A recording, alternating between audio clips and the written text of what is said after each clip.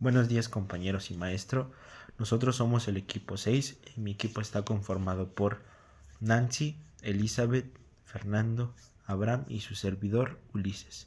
Nosotros les vamos a hablar acerca de la resistencia al esfuerzo cortante en los suelos. Para poder dar inicio a esta presentación, daré a conocer lo que es el objetivo de la presentación. El objetivo de la presentación tiene como tal dar a entender, o mejor dicho, transmitir conocimientos al lector y al lector sobre la importancia de entender el esfuerzo cortante en los suelos, así como entender las características y los métodos que se utilizan para entender y comprender correctamente lo que es el esfuerzo cortante en los suelos, recordando que el esfuerzo cortante es uno de los temas más importantes dentro de los que se encuentra la mecánica de suelos, ya que es uno de los esfuerzos que se tienden a presentar principalmente en algunos suelos y cómo estos tipos de cortes llegan a afectar algunas construcciones, etcétera.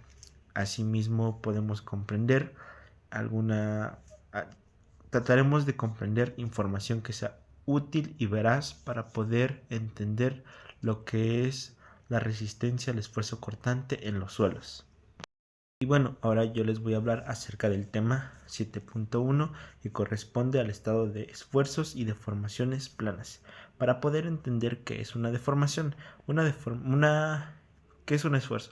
Un esfuerzo básicamente es la relación entre la fuerza aplicada y la superficie en donde ésta se aplica. Para poder entender esto mejor podemos determinar que en geotecnia se suele considerar el estado de deformaciones planas en los suelos, en donde se describen principalmente los esfuerzos que actúan en la zona vertical, horizontal y los cortantes de los suelos, mientras que las deformaciones estas tratan de representar las deformaciones que se encuentran en las verticales, horizontales y el corte de los suelos. El estado de esfuerzo y deformación plana es una situación en la que se analizan los esfuerzos y las deformaciones de un cuerpo. En este caso, en donde se analizan los esfuerzos y las deformaciones de los suelos, ya que como todos lo sabemos, los suelos tienden a tener espacios vacíos en donde al aplicar cierta fuerza, al ser espacios vacíos, entonces comprimen lo que es el material, o comprimen lo que es el suelo, generando deformaciones y en aplicando esfuerzos, los cuales como consecuencia muchas veces traen deformaciones. Y estos son este es el ejemplo principal acerca de lo que son los esfuerzos y las deformaciones planas en los suelos. Esto significa que el suelo, como si fuera infinitamente largo en una dirección, siempre que reciba una carga, este tenderá a deformarse. Esto dependerá principalmente de algunos factores, como pueden ser el tipo de suelo, su composición, etcétera. Pero podemos definir que el estado de esfuerzo y deformaciones planas en los suelos se define como una situación en la que se analizan los esfuerzos y las deformaciones en el suelo asumiendo que este es uniforme. En el contexto de la geotecnia, este tipo de deformaciones y lo que son esfuerzos cortantes se pueden aplicar a estudios de suelos y rocas, donde se considera que los esfuerzos y deformaciones en una dirección a menudo se presentan verticalmente en lo que son los suelos, ya que es más común encontrar estas deformaciones y este esfuerzo de forma vertical, se presentan verticalmente en lo que son los suelos y son despreciables y constantes en la comparación con los esfuerzos y deformaciones de las otras dos direcciones, recordando que también esta puede ser en dirección horizontal y vertical. Entonces, pues en el contexto de la geotecnia, este concepto de deformaciones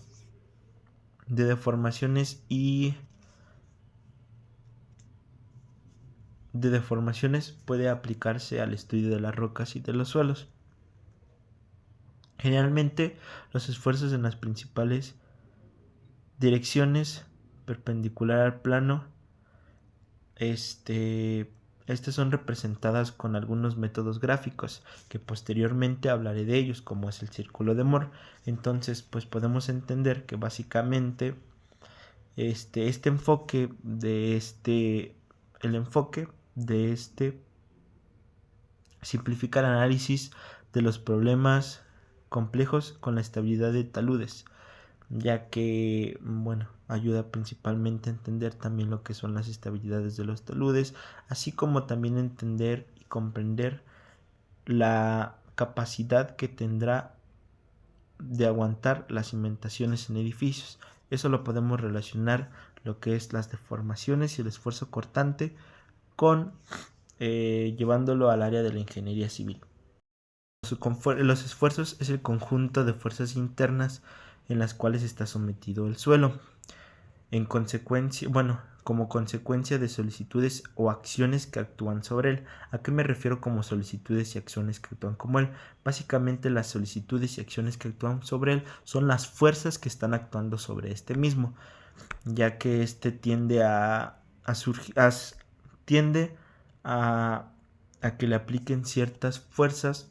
En este caso, pues los suelos, principalmente fuerzas de edificios, los cuales pues básicamente están comprimiendo en forma vertical, a lo que mencioné anteriormente, de forma vertical, y como consecuencia se dan esfuerzos cortantes o deformaciones de lo que son los suelos. El estado de deformación plana es aquel que en todos los componentes de su deformación son diferentes del cero. Y bueno, para entender también lo que es la deformación básicamente consiste en cuando el suelo cambia de forma al aplicarse una carga. Ese se define como lo que es la deformación. Y bueno, para calcular lo que es las deformaciones y los esfuerzos cortantes se utilizan diferentes métodos. Uno de ellos es el círculo de Moore, asimismo como diferentes fórmulas para establecer lo que son los esfuerzos cortantes y las deformaciones en los suelos. Cabe destacar que las deformaciones y los esfuerzos que aplican en los suelos son muy importantes para nosotros los ingenieros civiles, ya que entendemos mejor el comportamiento que tendrá el suelo al aplicarles cierta carga. Entonces es muy importante entender el análisis de lo que son los esfuerzos cortantes, recordando que estos pueden actuar de forma horizontal y vertical, y como consecuencia vienen lo que es las deformaciones en los suelos. Y bueno, les voy a hablar acerca del tema 7.2, que corresponde a la aplicación de la teoría del polo en el círculo de Moore. Para poder entender, voy a dar un análisis principalmente a lo que es el círculo de Moore. El círculo de Moore básicamente es una representación gráfica en 2D en donde permite entender las deformaciones, esfuerzos mínimos, máximos, las tensiones máximas y mínimas en el que está sometido un material. En este caso, en el que están sometidos los suelos. Es utilizado pues principalmente en lo que son mecánica de materiales, asimismo como la mecánica de suelos. Y bueno, como lo mencioné anteriormente, sirven principalmente para entender y comprender las deformaciones y los esfuerzos que actúan sobre él. El esfuerzo mínimo, el esfuerzo máximo, las tensiones máximas, las tensiones mínimas. Y bueno, en el caso de la ingeniería, en el caso de la mecánica de suelos, para suelos también ayuda a determinar lo que es el polo y entre otros factores. Y bueno, este método, este círculo permite definir los valores máximos y mínimos, que también son conocidos como esfuerzos principales de lo que son los suelos. El círculo de Moore se utiliza para representar y describir la resistencia cortante de los suelos. Como lo mencioné anteriormente, no solo es utilizado en la mecánica de suelos, sino también es utilizado en la mecánica de materiales, ya que ayuda a definir la resistencia al corte de dicho material, que en este caso vendría siendo el suelo. Y bueno, establece también la relación que hay entre el cortante que puede existir, aplicando dicha presión para poder entender lo que es la gráfica del círculo de Moore. Bueno, la teoría de Moore-Coulomb trata de establecer que, el corte de un material, en este caso de los suelos, se produce principalmente por una relación entre la tensión normal y la tensión tangencial, en donde mayor sea la tensión normal, mayor tendrá que ser la tensión tangencial para que se produzca el corte. Y bueno, como lo mencioné anteriormente, el círculo de Moore pues nos ayuda principalmente a establecer los esfuerzos mínimos y esfuerzos máximos, que son representados también como los esfuerzos principales que actúan en los suelos. También en el círculo de Moore podemos establecer lo que es el polo. Y el polo básicamente es un punto único en el círculo de Moore que se define como el origen de los planos. El origen de los planos. El círculo de Moore, el polo en el círculo de Moore es uno de los elementos más importantes, ya que de ahí nos ayuda a establecer principalmente algunos elementos como son las direcciones en donde actúan los esfuerzos donde actúan los planos, sus direcciones, las tensiones y los esfuerzos principalmente. Y la notación del polo es de gran utilidad en las construcciones de las gráficas de los círculos de Moore, ya que, como lo mencioné anteriormente, pues el polo es uno de los elementos más importantes del círculo de Moore. Y el polo básicamente es una línea trazada de forma paralela al plano dado en el suelo en donde corta el círculo de Moore. ¿A qué me refiero con esto? Después de haber graficado el punto A y el punto B de las tensiones y compresiones de la partícula, posteriormente a se trazan líneas paralelas al punto A y al punto B, en donde se intersectan. En la esquina donde se intersectan exactamente, ahí se establece lo que es el polo del círculo de Moore. Como consecuencia existe una relación entre lo que es el estado de las fuerzas en cualquier plano, la dirección de dicho plano en el suelo y la posición del polo en el círculo de Moore. Una de las características más importantes del círculo de Moore es que ha sido utilizado gráficamente en la existencia de puntos con propiedades muy importantes denominado el polo. Y el polo es muy importante en la gráfica del círculo de Moore. Buenas tardes, mi nombre es Fernando Javier Morales Guerrero y les voy a hablar sobre el tema 7.3, que son las relaciones de los esfuerzos principales. La resistencia al esfuerzo de corte y resistencia máxima o resistencia pico, resistencia residual y parámetros de presión de poros. La resistencia al esfuerzo cortante está representada por la ecuación T igual a C más tangente, en la que T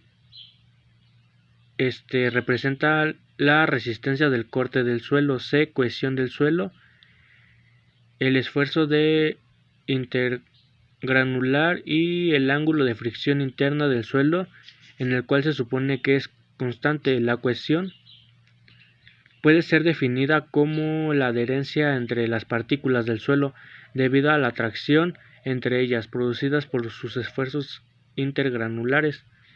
El ángulo de fricción interna es función de uniformidad de las partículas del suelo, del tamaño y la forma de los granos y de la presión normal. La utilización de la ecuación de Coulomb no condujo siempre a diseños satisfactorios de estructuras del suelo. La razón para ello no se hizo evidente hasta Terzaghi publicó el principio del esfuerzo efectivos. Puede apreciarse entonces que dado a que el agua no puede soportar esfuerzos, cortantes sustanciales, la resistencia al corte de un suelo puede ser resultado únicamente de la resistencia a la fricción, en el cual se producen los puntos de contacto entre partículas.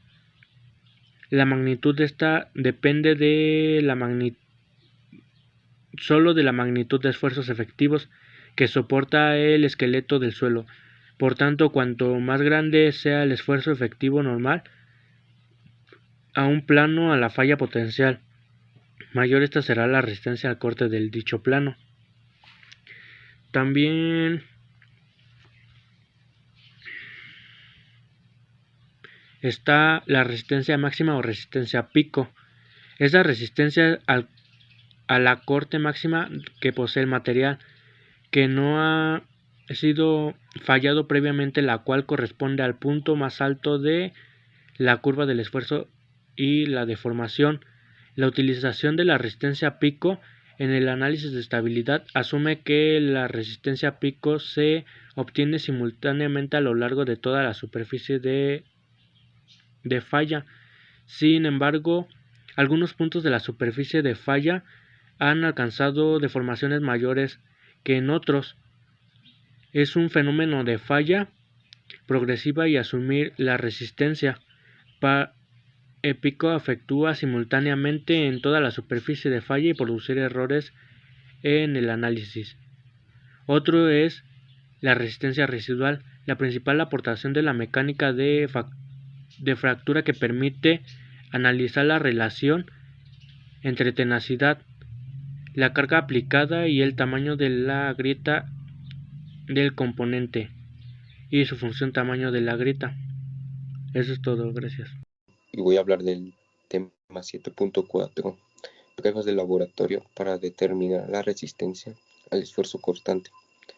Las características mecánicas de los suelos y de los ensayos in situ están tradicionalmente caracterizadas por la determinación de los parámetros de resistencia, el ángulo de fricción interna y la cohesión. Estos parámetros son medidos exclusivamente en el laboratorio sobre muestras inalteradas mediante ensayos de corte directo o por ensayos de compresión triaxial. Para algunos requerimientos en determinar rápidamente la resistencia al corte de un suelo se puede aceptar ampliamente el ensayo para muestras de suelo cohesivo mediante el método de compresión no confinada. Los ensayos de laboratorio son generalmente largos y costosos, e incluso para estudios importantes se trata de limitar el número de estos ensayos. Finalmente se dispone de datos relativamente aislados y fragmentos tendiéndose a proporcionar la seguridad, eligiendo los resultados más débiles, dejando de lado la estadística en la determinación de las características mecánicas que implican un mayor número de datos. Bueno, una prueba de laboratorio es el de ensayo de corte directo. El estado límite del equilibrio de un suelo involucra un deslizamiento a lo largo de una superficie de falla. En un elemento de esta superficie, la resistencia al corte está en función creciente del esfuerzo normal y la envolvente de los círculos de Moore, que definen el estado de las deformaciones como se conoce, curva intrínseca de Kakua. En el suelo esta curva es asimilable a una recta y el criterio de la falla sería la fórmula que está en la diapositiva, conocida como la recta de Coulomb. Podemos apreciar que esta fórmula está representada, la resistencia al corte de un solo suelo, depende de dos parámetros fundamentales, la cohesión, que es C, y el ángulo de fricción interna. La relación más importante de la mecánica de los suelos, considerando la fase líquida, es la que desarrolla una presión llamada presión intersticial, obteniendo la fórmula que está en la diapositiva.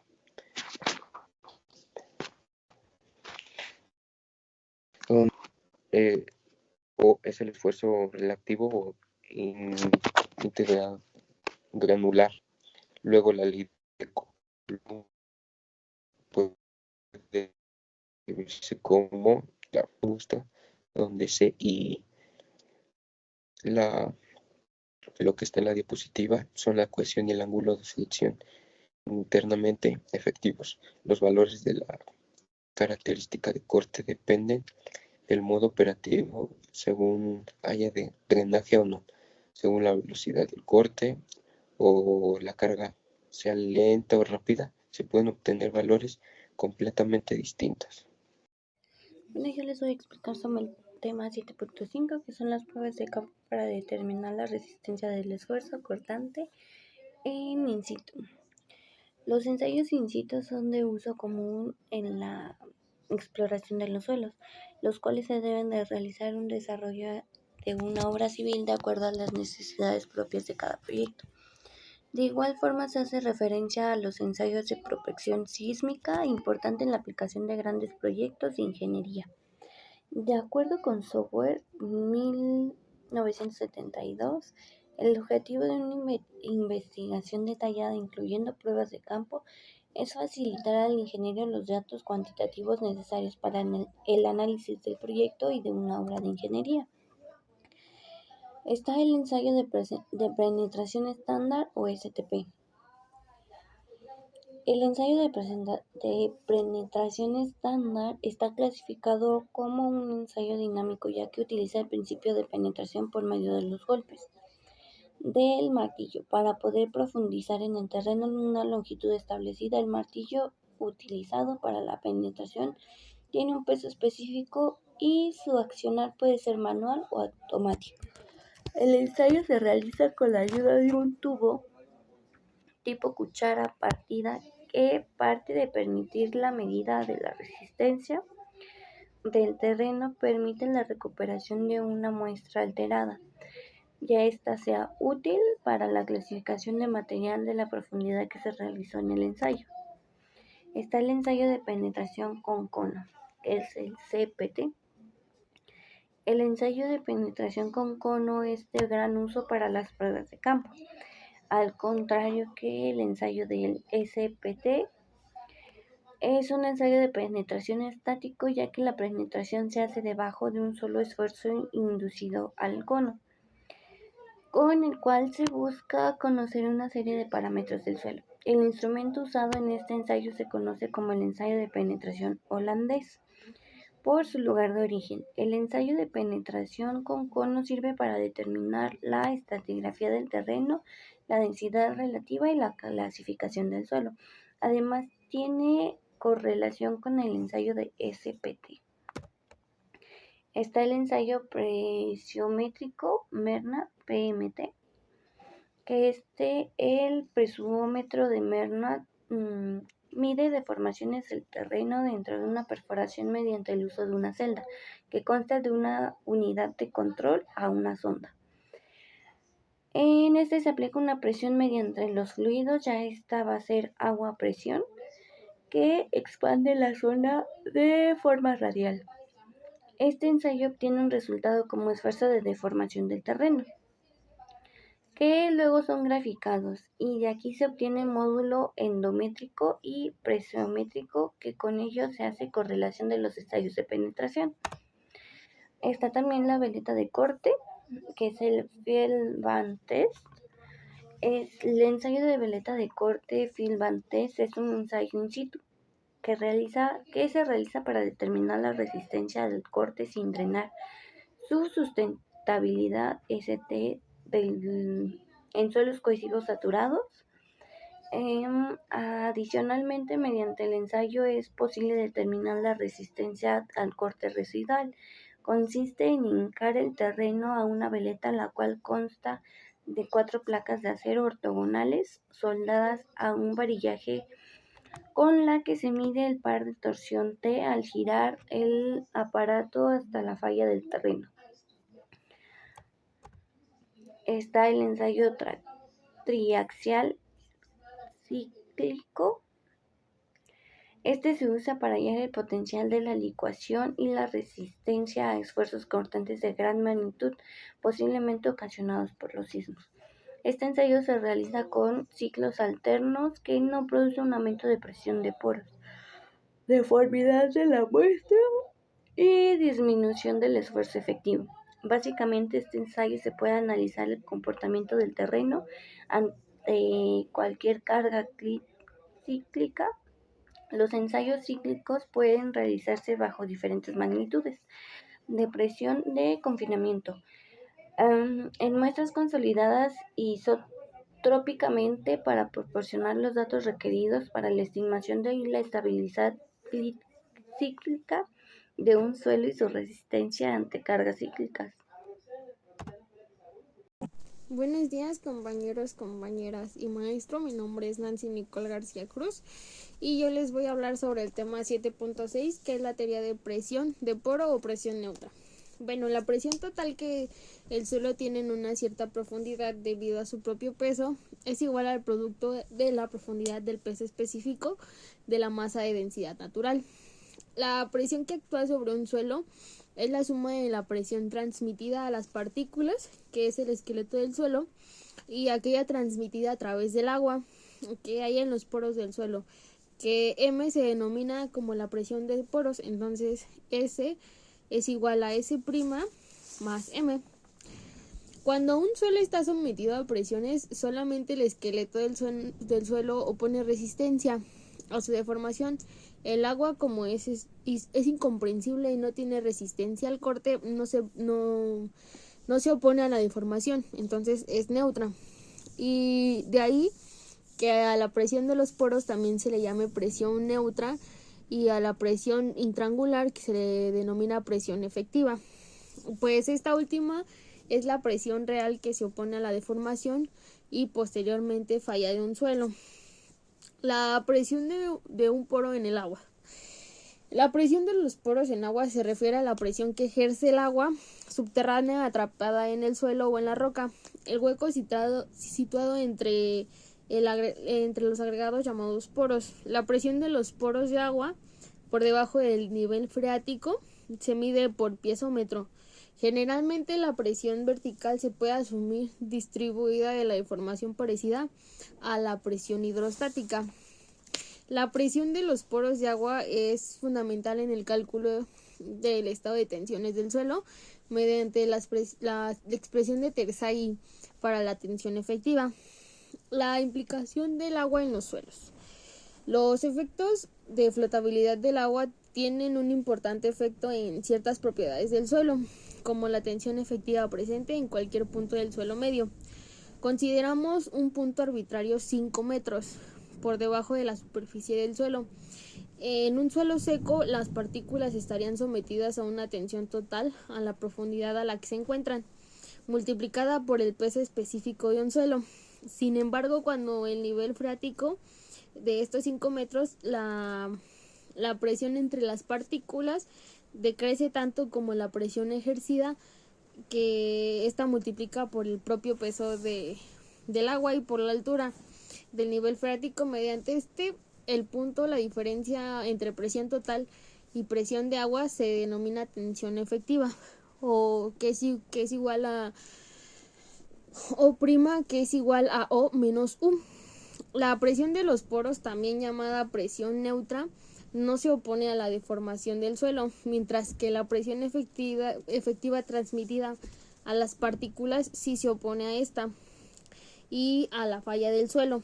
La presión de los poros de agua depende del nivel freático y afecta la tensión efectiva en el suelo. Es importante hacer un análisis adicional sobre la naturaleza de las presiones que se manejan en el fenómeno de la consolidación de los suelos y en general de todos los problemas de la mecánica de los suelos. Las presiones que actúan de las masas de los suelos saturados se dividen en dos tipos: aquellos que se transmiten directamente de grano a grano del suelo y aquellos que actúan contra el fluido que llenan los poros de este. Los primeros son conocidos como presiones intrarregulares o presiones efectivas, y los segundos como presiones neutras o de poro. Esta separación de los estados del esfuerzo de las masas de los suelos es un aspecto importante en la mecánica de los suelos, pues únicamente las presiones intrarregulares producen un cambio en el volumen de la masa del suelo. Eso sería todo por nuestra parte y tenemos una pequeña conclusión. Y como pudimos ver, tanto como en nuestro ensayo como en este video, pudimos entender correctamente el esfuerzo cortante de los suelos, que es un tema bastante importante dentro del ámbito de la mecánica de los suelos, asimismo como dentro del ámbito de la ingeniería civil. El esfuerzo cortante pues es uno de los principales fenómenos que algunos suelos llegan a experimentar, generando consecuencias de construcción debido a que se presenten tipos de corte. En los suelos intervienen muchos factores, los cuales provocan este tipo de corte y así teniendo como consecuencia la afectación de estructuras o construcciones debido al esfuerzo cortante que presentan los suelos. El esfuerzo cortante es uno de los esfuerzos más importantes del área de la mecánica de los suelos, y dentro de los esfuerzos que pueden hacerse presentes en los suelos, es por ello que resulta importante entender y comprender correctamente el tema, asimismo como todos los subtemas que contuvo la exposición y el ensayo, para poder entender eficazmente acerca de todo lo relacionado con el esfuerzo cortante y así poder determinar y calcular el momento en el tipo de fuego, ya que tiene mucha relación entre las materias dentro del ámbito de la ingeniería civil. Y asimismo es uno de los temas principales y por ende uno de los más importantes que conforman el estudio de la mecánica de los suelos. Y con esto podemos concluir que el esfuerzo cortante pues es un esfuerzo que puede llegar a tener una consecuencia muy severa, y asimismo este puede determinar por medio de teorías o modelos aplicados en la mecánica de los suelos para poder determinar el esfuerzo cortante entre los suelos y así tener detalles de las características pues de este mismo. Eso ha sido todo por nuestra parte, muchas gracias.